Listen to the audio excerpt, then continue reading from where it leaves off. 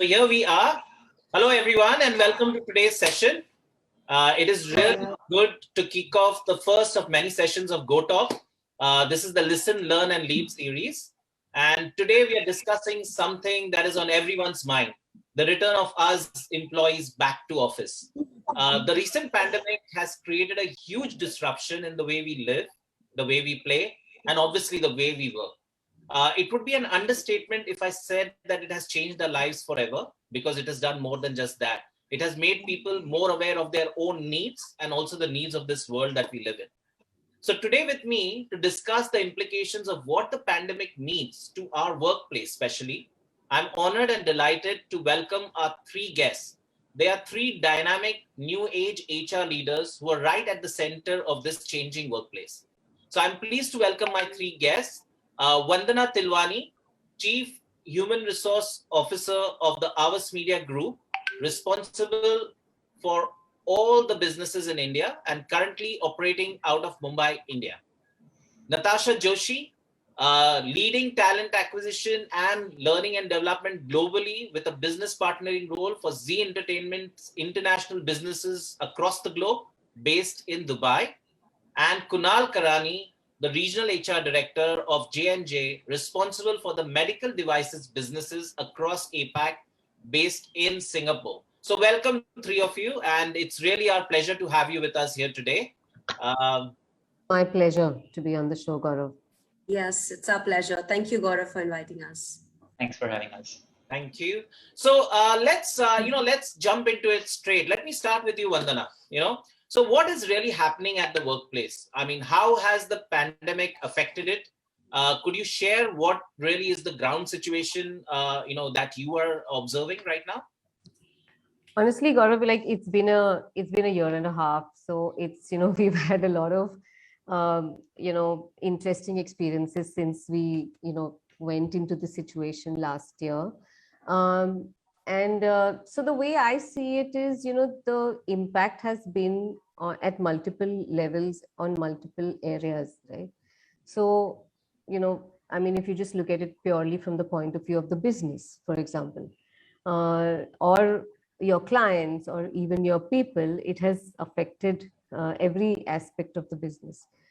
So obviously, without going into too much detail, I think every business has experienced an impact on their revenues, their earnings. Everybody, I think, is affected, and that's needless to mention. From a client point of view, at least now, I think things are a little better.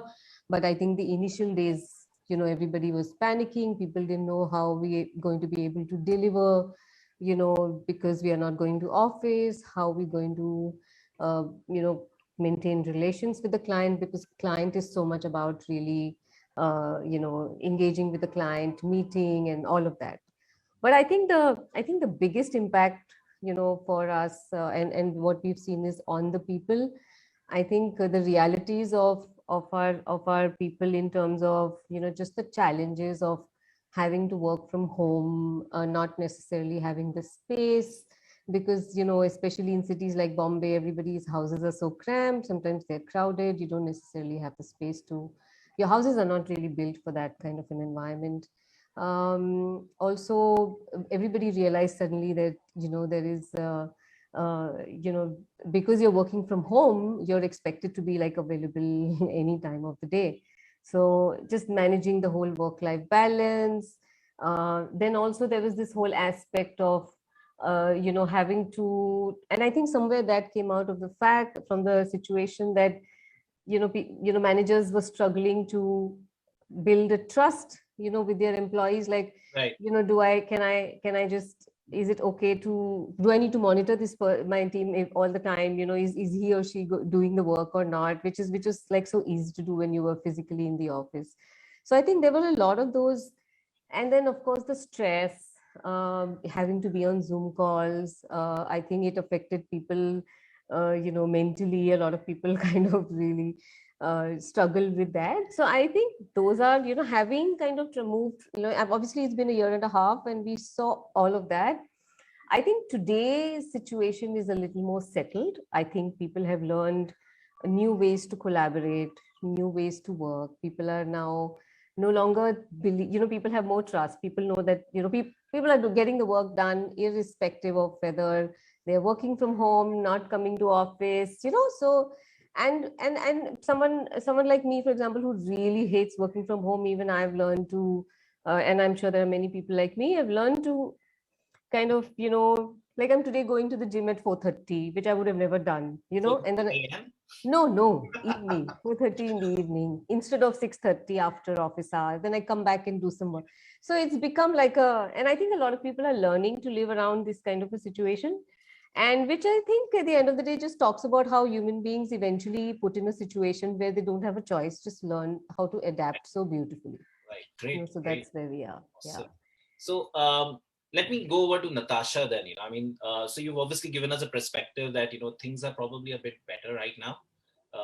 Yeah. People seem to have learned to overcome some of the initial hiccups that they faced when the lockdown was announced. So Natasha, is that similar to what you've experienced in the Yeah. regions that Yeah. Absolutely. I think, I mean, I completely agree to what, Vandana was saying. But so, through this COVID-19 pandemic, what I feel the businesses had the need to solve, multiple complex and, competing priorities simultaneously, right?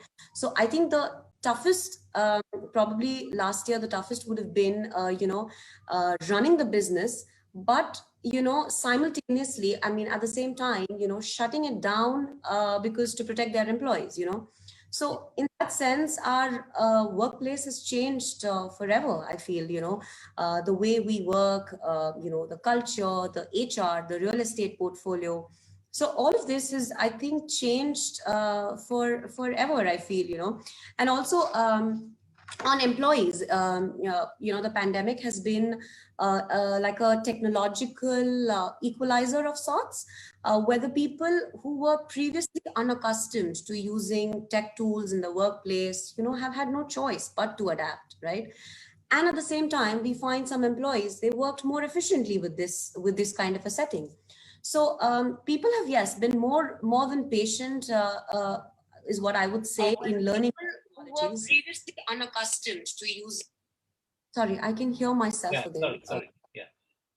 Yeah, no worries. So people have been more patient now, is what I was saying, that in learning new technologies, engaging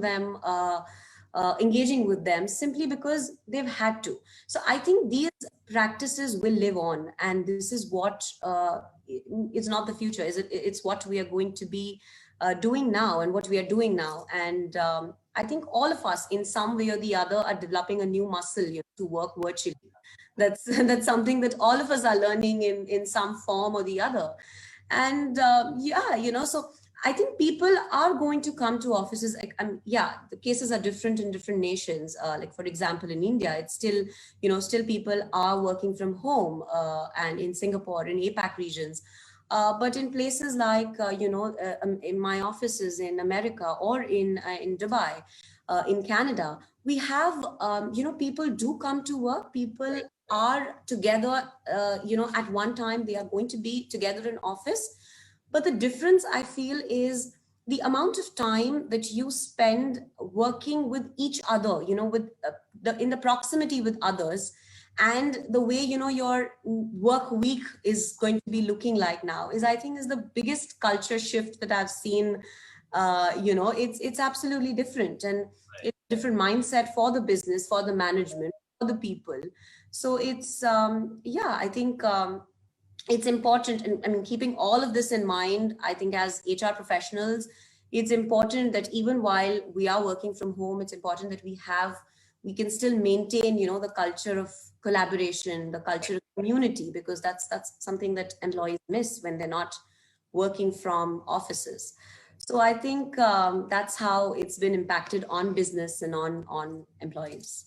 That's great. So obviously, I mean, I know that Europe and Dubai and North America's people have started going to office and they're working. Yeah. But it's great to hear that things seem to be really looking up in those regions. Kunal, are you seeing? Let me go over to Kunal. Are you seeing a trend emerging? Is it very similar? Because I know that in Singapore, recently, again, there was a bit of a, scare, right? So is it similar from an APAC perspective in the regions that, or in the countries that you're looking at? Yeah, thanks again, Gaurav. I think Natasha and Vandana have definitely posted some really credible perspectives and insights, and in a lot of ways, pandemic is an equalizer. So we have very similar themes emerging in the part of the world and business that I work with as well. But I think there is a little bit of a differing scenario for Singapore, because primarily in Singapore, the work continues to be quite volatile, and we have been oscillating between phase 2 and phase 3. Phase 2 typically means default work from home. But we are privileged that we have been working with a government that's super diligent. They are at the pulse of what's happening on the ground, and they really communicate very effectively with companies. But while we are assured of our safety, the ambiguity around return always continues to be a challenge. From a workplace standpoint, though, in Singapore, uh, I'm sensing that the pandemic has truly tested our resilience and agility in leaps and bounds.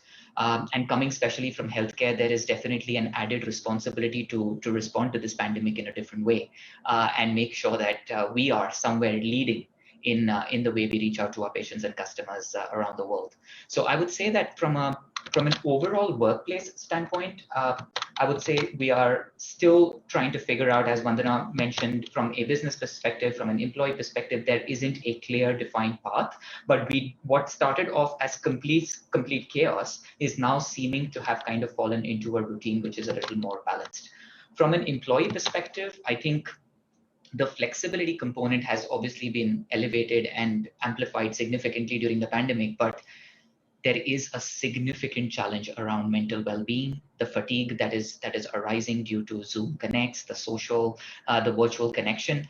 I think a lot of firms are starting to realize that the social fabric that continued within the organizations is now somewhere being lost, because that collaboration of face-to-face connects is not happening as much as we would have liked it to. And hence the return to workplace is probably, I think, the flagship message from companies is that we want to kind of reinstill that social fabric and create that collaboration, and hence they are trying to champion the return to work initiative on that particular ground. But that's more from a Singapore perspective. In Asia Pacific, given the diversity of the region, unfortunately there isn't a single source of truth that I can quote. Every market is in its own evolution. Developed versus developing, they have very different challenges. But what we have seen, and I can probably quote J&J, is that based on the markets that people are in, we have truly seen level of innovation and creativity that hasn't been experienced before. How employees are truly leading from the front, how we are trying to devise different business models on how to reach customers and be effective in the longer run. So while the pandemic has tested us in many other ways, I think it has truly brought out things that we wouldn't have in our normal world otherwise. Well, that's very interesting. I mean, obviously, the pandemic does, kind of push us to start thinking out of the box and, be creative and do things differently. But I see a trend emerging in terms of community. I see it, in all three answers that we heard now. There's obviously a big community trend that seems to be emerging. The second thing is obviously leveraging of technology, or making it easier for people to deliver and people to monitor and achieve objectives. And I think the third one is obviously a bit of wellness and health. And so let me stay with you, Kunal. I mean, what is happening? What are companies now doing? So we spoke about what's happening. What are companies now doing about it? What are the new things that you've seen that are emerging in the last year and a half of this pandemic? Sure. So Gaurav, I believe most of the companies as a part of this pandemic have continued to stay close to the employees, either through surveys or engagement initiatives, so that they continue to have a pulse of what's happening to the ground, and also the willingness of the people to return to the workplace. So in a lot of ways, it is the voice and the insights of the people that the companies are using in order to formulate their own return plans going forward. So while most companies are typically eyeing a hybrid as the future state solution, they are all adopting a very staggered approach. You see tech companies that are actually leading the forefront and saying that remote working is perfect. You see US companies and banks telling everybody to come into the workplace. Companies in Singapore primarily are taking, I would say, a very cautious view. in terms of let's see how the things evolve and then we'll move forward.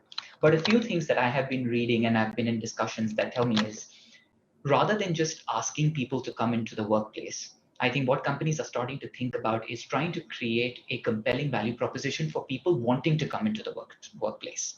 The first, just to give you some idea in terms of what that typically means, is that they are starting to fundamentally question office design. Natasha spoke about real estate, right? That is just one part of the strategy. But if you want people to come into the office, you have to think about the office design at its foundation.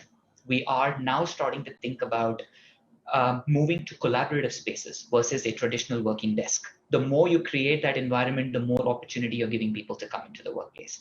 Opportunities to do meetingless Fridays, as an example. When you're asking people to come into work and you're not forcing them to actually take Zoom calls on a particular day, that is where the social collaboration and the reinstating of that social fabric that I was talking about comes to life.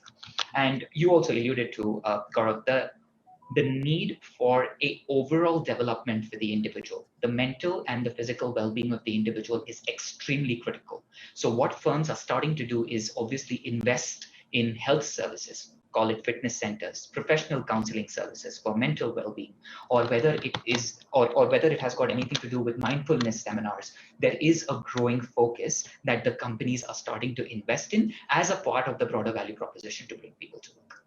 That's awesome. That's really so some really interesting ideas emerging there. I like the idea of Zoomless Fridays. Yes. But yeah. So Natasha, is it similar for you in your regions, or? So to be very honest, it's very different, because UAE is back on its feet. We have our malls and stuff is opened up. Our life is pretty much back to normal, except for the masks. There's the expo happening, right?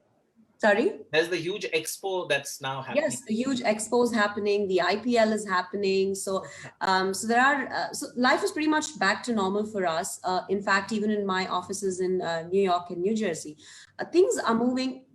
People are back at work. But like very nicely put by Kunal, I completely agree. Even we had, and in fact, so many companies around us have had this idea of asking people if they want to come back. It is not something that you have to come back, but if they really would want to come back, because I believe what people really miss is the sense of coming to office, that community feeling, because that's when you feel that you belong here. Right. That's what they really miss. So yes, people have been coming back to work, but the office spaces are completely different, like collaborative spaces. Or earlier your desks would be all about privacy and acoustic, and now it's all about social distancing and sanitizing it, and collaborative spaces. So it's completely different. The workspaces are different. In fact, I would like to point this out here that I know of even, in fact, my office, my organization's office in Russia and a few other offices, they've turned the office into one huge, conference center. So work still happens remotely, but you do come into, it's no more office space. It's a conference center. So you come here, you do your conference, you do your meeting, maybe once a week or maybe twice a week, but work is still happening remotely at, could be remotely in the territory. It could be, maybe you're working from your hometown. So there are different things in that sense that's happening here. Also, I feel a lot of new innovative ideas have really come up. I was just reading, in fact, I know of a few companies in the US have started using virtual reality induction. That's something that I found it really amusing and amazing. So when an employee joins in, sitting at his home, he wears the virtual reality glasses, and he actually goes through the entire office. And it's so live, it is so updated that when you enter the conference room, virtually, when you're entering the conference room, on the screen, on the, the notice board or the whiteboard, the notes that were last used in the last meeting are the updated ones. So it's that updated, so this becomes, it's obviously contactless and also very innovative, very engaging for the employee. In fact, even we over here across the globe, we use, for example, induction or talking about the history, policies, etc., for employees in a gamified way. So we're not now conducting those sessions, in person to person sessions, but Right. gamified. So it's engaging for the employees. It's they can do it at their convenience, sitting in their home, in a resort here, or in an office. So it's completely different. In fact, Amazon, I was just reading this morning, Amazon has said that they're going to put in $700 million to train 100,000 employees in the US by 2025 to upgrade their skills, digital skills. So companies are moving more towards digital training, digital transformation, more employee centric, whether you're wanting to come back, whether you're, how convenient it is for you, it's very flexible. There are very flexible pathways designed now. So I feel that, by all means, I feel it's not about throwing out all the rules, Right. but it is about letting people co-create. That's something that we really believe in. That's something that I'm in fact seeing, that all employees, all companies are, letting people co-create the rules. It's not just, okay, we are saying that now you have to come back. It's not that. So I think, yes, it's a major shift. But it's a new world. I completely feel it's like a new world that we are now living in. It is actually pre-COVID and post-COVID now. I mean, I don't know if you're technically post-COVID, but yeah, it's yeah. But it's completely interesting to hear, your idea of VR onboarding is fabulous. I mean, I think that is something, that obviously has been around, but, companies haven't really invested in it. And I think what the pandemic has really done is push the companies to start looking at all these things very closely and maybe invest a bit more or maybe much more in their employees. So Vandana, I mean, what do you think? Employees not coming to office, VR onboarding, do you think that is something that India can expect, given that you're yet recovering from the third wave, right? Well, honestly, obviously, India, the situation is a little different. Clearly, the UAE is getting back on their feet. I think it's great. Singapore clearly is also, not yet there. But I think it's very interesting to hear, how they are, leveraging technology and innovative products to engage with employees. I think in India, what has happened is that the second wave hit us really bad, right? I mean, really, really bad. So now everybody is going to be very careful about, you are not going to hear organizations tell employees that, come back to office. I don't think that's going to happen so soon. But what we really saw was organizations, a lot of housing societies take up responsibility for vaccinating the employees, because unless your employees, I mean, I think everybody today is contributing to help the economy get back on its feet. And I think that's the biggest thing that we have seen, with the biggest contribution by the enterprises, corporations, and so on. And I feel like we are going to be a little more, how do you say, cautious. I think India, it is going to be a very gradual opening. Because like I said, because of the second wave hit us so badly. So what we are trying to do in Avas is, our offices technically have been open since June, you're aware of that. So employees are going to office. Our offices are completely geared to handle employees coming in terms of very stringent protocols, using technology. There's all of that in place, but we are saying, come to us or office only if you need to come to office. So, but yes, I think the last year and this year, I'm actually thinking about how last year was different from this year, because last year we really went all out to engage people, right? We said, no, this is because it was new to us. So we said, let's connect with our people. We were doing more than what was required. But this year, again, we said, okay, let's back off, because I think people are more or less kind of, coming to terms with this kind of a life. I think people are getting into the groove of working remotely. The workload has increased. Right. So maybe we want to back off a little bit. So I think it's going to be a little wait and watch kind of a situation in India. But I think as more and more, but this is my take. I think as more and more people get vaccinated in this country, I think it's not going to be long before India gets back to offices. I think that it's my take that I think hybrid model may exist. We may become more flexible. I think we may, but I think we are going back to offices eventually. That's my take.